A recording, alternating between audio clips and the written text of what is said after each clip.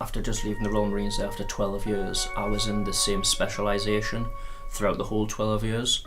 And I had different roles within that specialisation. A lot of people will change specs. It's quite difficult to do, but my spec was general duties, and I was general duties for 12 years, which basically means just like an infantry soldier. It's basically just frontline infantry.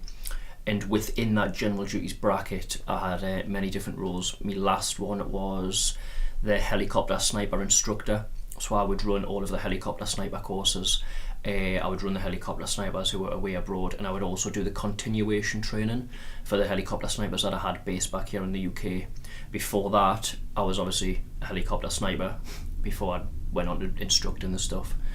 And I've had numerous different roles before that. I was a CQBI, which stands for Close Quarter Battle Instructor, and I would teach things like hostage rescue, taking down oil rigs, taking down buildings, fighting inside basically buildings and houses.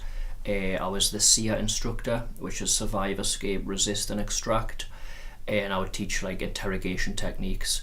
A lot of it was down to like mind state, what are the things you should be thinking about whilst getting basically tortured or captured, shocker capture. Skillet arms instructor, teaching weapons. On a training team, taking recruits from basic civilians to trained Royal Marines. So I done 2 tours of Afghanistan, and both tours of Afghanistan, again, I was obviously under the bracket of general duties, and basically both times in Afghanistan I was like quite young. I think the first time I went, I was either 18 or 19, I think I might have just turned 19 the first time I went, and I was basically just like a foot soldier, just a basic bog standard foot soldier, infantryman. And then the second time I went, I'd been promoted to Lance Corporal. So the second time I went, exact same job, but I had a little bit more responsibility the second time I went. Basically you'd have like an 8-man section. You'll have like your corporal, he's in charge ultimately of the 8-man section, and then he's got like a 2IC, a second in charge, which is like, which would be me, there's the Lance Corporal. So I would be like, my sort of responsibilities would be basic things, making sure all of the lads had the right kit, making sure all the lads had like batteries, fully charged batteries and all of the kit, making sure the lads had the ammunition, making sure all the lads had the weapons cleaned, and basically making sure they were good to go before they kind of spoke to the corporal.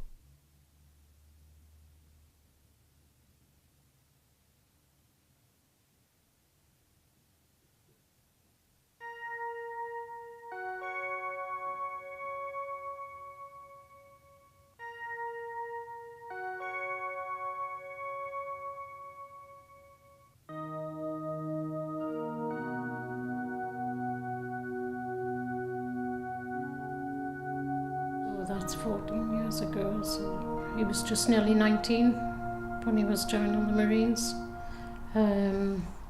So I always knew he wanted to do the Marines. I did everything possible for to change his mind, but he wasn't going to have it. He wanted to travel the world, so that's why he wanted to join the Marines. When he went away, yeah, that was horrendous. And then when I was told he was going to Afghanistan, that was really bad. We got briefing off the Marines not to read newspapers, not to watch the news, because it's never how it is apparently, but Mark was allowed to ring home once a week, so you weren't allowed to ask any questions of what it was like there. You weren't allowed to ask him anything at all.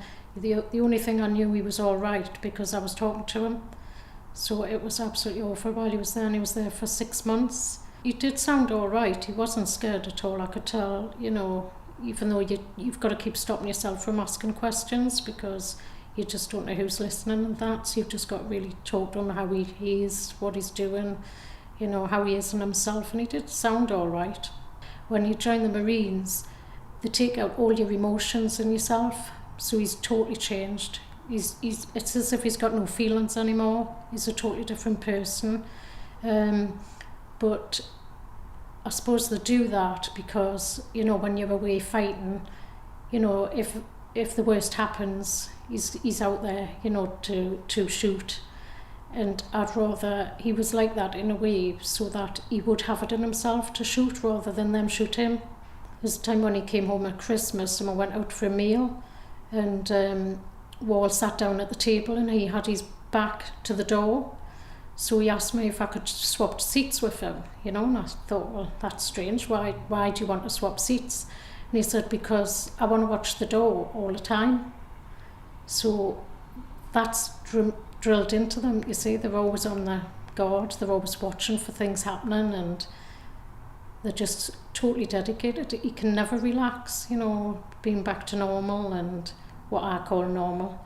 So even on a Christmas day, you know, he was home and we went out for a meal. He was still sort of on duty because he was wanting to, he's back to the wall and watching a restaurant, which I thought was strange, but that's what the Marines do to you. Loads of photographs, even when he's come home at Christmas. You know, you've got to tell him to smile. He forgets to smile, which is quite sad because he used to smile quite a lot, but you've got to tell him to smile now for the camera. That's definitely the Marines, that's what they've done to him.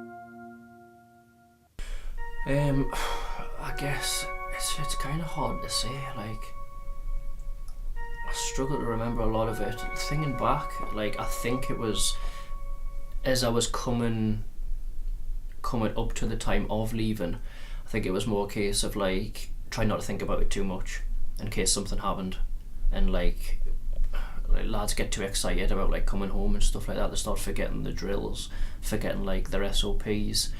So it was almost like I would almost blank it out, put it out the back of my mind, and then as the time was coming, it was almost like disbelief, because I'd be like, am I really going home? Like, I don't know, I'm kind of like, are they lying? Is something going to happen? Because things would change all the time. Do you know what I mean? And I'd be like, I'd kind of try not to set my mind on it in case it didn't happen. Travelling back, it was a case of like, I was going to miss the lads, because like, you bond, like the bond's quite strong, like, and I think it was always a case of like, still until you're back home, it's still that disbelief, is something going to happen? Even when you're on the plane out of there, I'm like, what's going to happen? Is the plane going to touch the ground when I get there and they're going to send us back? Like, am I actually going home? It was like happy that like I'd survived, because a lot of lads weren't coming home, and I was like, right, like I've survived, so I was definitely happy for that.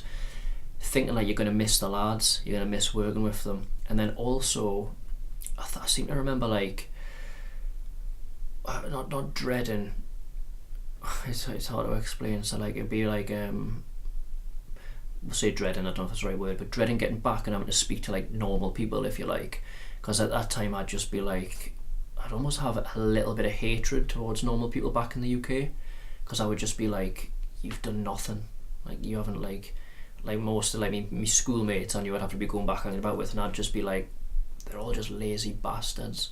They're not up at 5 in the morning.